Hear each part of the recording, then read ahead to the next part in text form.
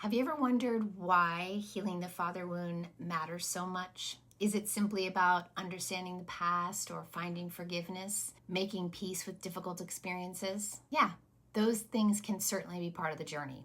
But I believe the deeper purpose is something greater. The purpose of healing the father wound, the archetypal father wound, is to become more fully yourself. In my work, I often say that Saturn shows us where the wound is or where the wound lives, but the sun shows us why the work matters and who we become as we heal it. Because the goal isn't to spend our lives focused on the wound itself. The goal is to remove whatever is standing between us and our authentic selves. In astrology, the sun represents the authentic self. It represents our life force energy, our vitality and purpose, our unique contribution to the world, the person we came here to become. And interestingly, both Saturn and the sun both represent the Father Archetype. Different astrologers take different approaches to this, but the sun reflects a healthy expression, healthy ego, confidence, creativity, and personal authority. And the Saturn reflects authority figures, expectations, limitations, hard work, where responsibility and life lessons come in that shape us. So when there's a strong connection between Sun and Saturn in the natal chart, we can often see particularly powerful influence of the father or authority figures on someone's personal identity and self-worth. Sometimes those influences are supportive and sometimes they're challenging, but sometimes they become the very obstacles we must overcome in order to discover who we really are. So healing the father wound ultimately is about reclaiming authority in our own lives. Because when we stop living from those expectations or inherited beliefs or need for approval, your sun begins to shine brighter. Your authentic self emerges and we become who we were born to be. So while every chart tells a unique story, each sign has kind of an empowering expression that represents its healthiest, most authentic potential. So here are just some examples I put together for what healing can look like when your sun is allowed to shine. So if you're a sun in Aries, you're like the bold trailblazer. The empowered Aries sun trusts itself. It takes initiative, it leads really courageously, and it acts without waiting for permission. And if you are an Aries sun, maybe ask yourself where you're ready to stop holding back. You could take a step in a new direction, maybe something you've been putting off or feeling more called to really strongly now. Maybe you need to channel that anger of things not going the way you want them to creatively, or celebrate your wins without guilt. If you're a sun in Taurus, this is like the grounded creator. The empowered Taurus sun knows its value.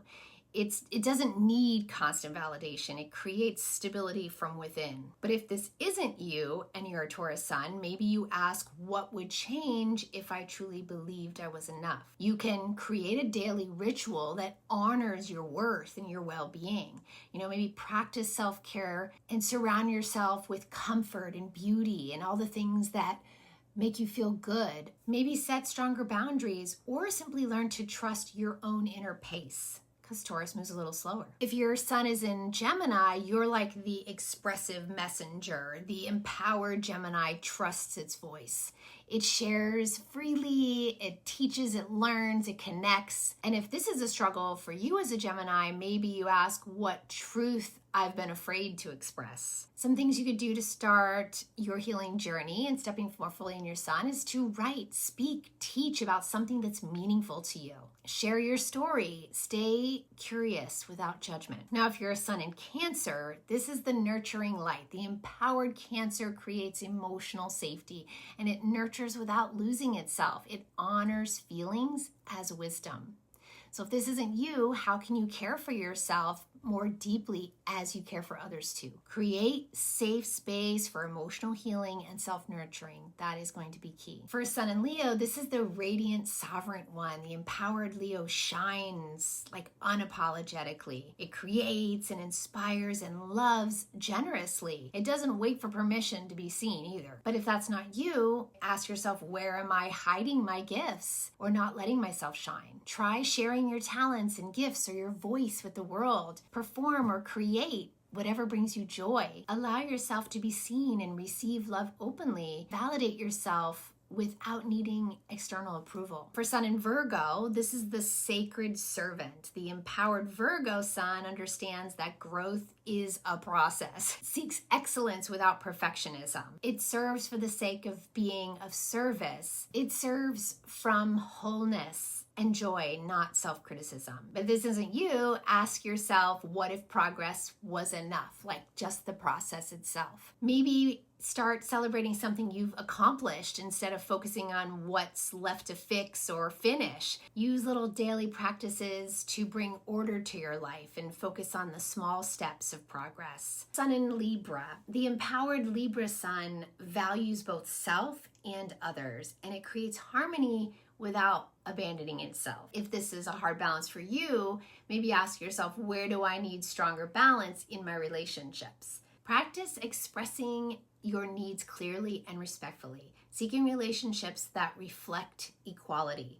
Value your own needs as much as others. The Sun in Scorpio is the transformational alchemist. The empowered Scorpio Sun embraces truth. It transforms pain into wisdom, and it's emotionally courageous. And if this is hard for you as a Scorpio, maybe ask, what part of myself am I ready to reclaim and fight for? Some things you could do are release an old story that no longer really defines you. Learn to sit in that discomfort and embrace the shadows so you can reclaim those parts of you and create better energetic boundaries. Sun in Sagittarius is the wise wanderer, so the empowered Sagittarius Sun follows its truth. It seeks growth, adventure, and meaning, and it trusts life's journey.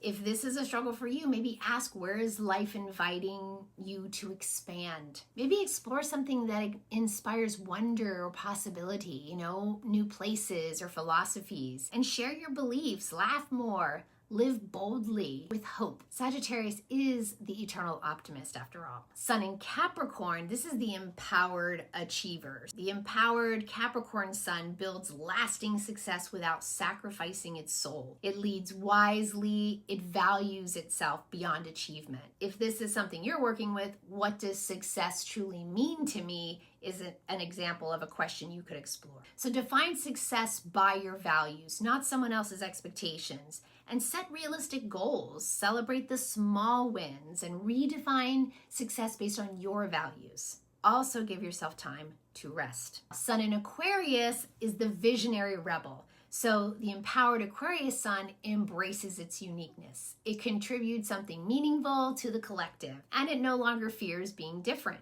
You might ask, as an Aquarius, what makes me unique? As an Aquarius on a journey, share an idea or perspective or a vision you've been holding back, and connect with aligned communities so you can stand up for the things you believe in. Embrace your uniqueness and release old roles that don't fit.